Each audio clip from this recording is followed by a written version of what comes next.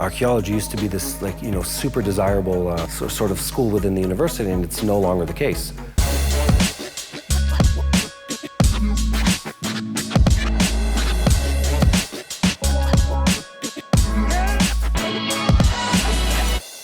So there's this mythical character in the early history of the State of Israel. Moshe Dayan, he was our Minister of Defense. He was the Chief of Staff. He's sort of like Mr. Defense for the early State of Israel. And Moshe Dayan was obsessed with archaeology.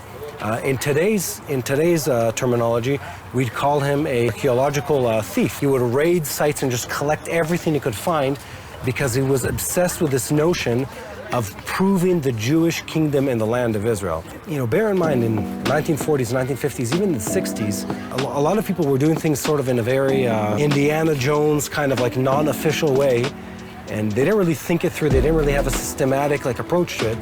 And he's this character. He's this like bigger than life kind of character. He had a patch on his eye. My kids love joking about it. You know, he's got the patch. He looks like this pirate, and he's this really colorful character. And after he passes away, they find in his house just this treasure trove of artifacts from every corner of the country. This race to find facts and evidence and sort of stories in the ground and extract them to be able to tell or to say, yes, this really happened here in the same way we imagined it based on the text of the Bible. For me, coming to a place like this, where there's this depth of just artifacts and proof in the ground is really exciting. When you think about the story of our faith in this land, you really have to connect to these small pieces of artifacts and like little bits that are pulled out of the ground to get the story in full. And I'll explain what I mean. I love taking my kids and my family around the country and sort of walking through one site after the other. And eventually, both my kids and my wife actually have said, you know, like, why do we have to see all these artifacts? What is the point of seeing one after the other and after the other? Here's what you're looking at. There's a stone, and there's a story behind it, and then there's a greater meaning of it. When you think about King David, so if you read the Bible, you think automatically, yes, obviously, you know, this person existed.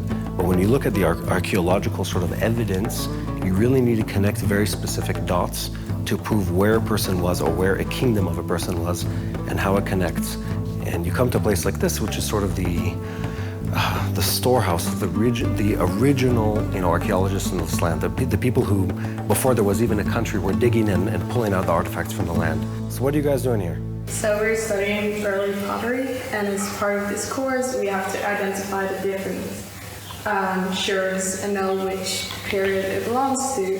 Right. Pulling out the context? Our professors know where they were found, so if we actually get out and excavate, we will know how to understand which what time period it came from belongs to which period.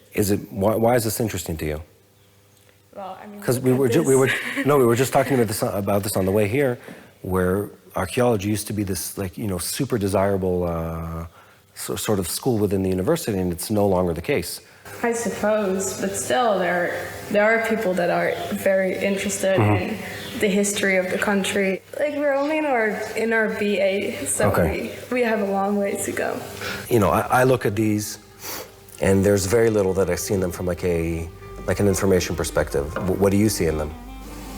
This is a jacklet, and just because of the decoration and the shape and the handle, we know which period it comes from. So it's so what period is it? This is the Middle Bronze. Who's in the country at that time? You could say Canaanites, but then at the same time, like, who were the Canaanites? They were not like just one people. There were many people groups in different regions. מצרים כן, מצרים לא. Like, you can see influence from Cyprus.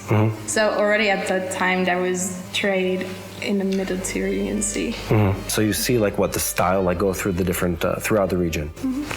And you're learning to identify those things. Yes. With the goal of what? Of going and doing it like in a real dig.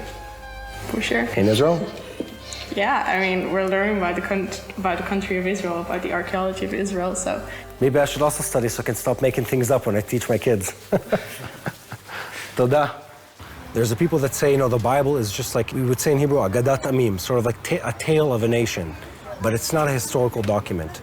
And then there are people that even say, like, no, not only that, it was written well after the fact. And there are people that say, on the other hand, no, this is sort of the tale, obviously with the restrictions of the format of the text and stuff like that of the time, but it's an accurate, or it's a historical representation of true events that happened. And to bridge the gap between those two narratives, you have to find something factual. You can't just say, yes, I believe it's true, no, I don't believe it's true. You have to prove, and that proof is in the archaeology. That's where it's found. That's how it becomes a much more factual discussion. That's where the story becomes fact. That's where the idea and the narrative becomes something of substance.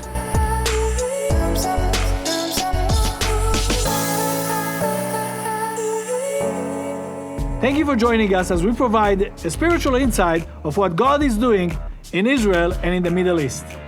If you want to learn more about what God is doing in Israel, make sure to visit us on our webpage and follow us on social media. Shalom, and God bless you from Jerusalem.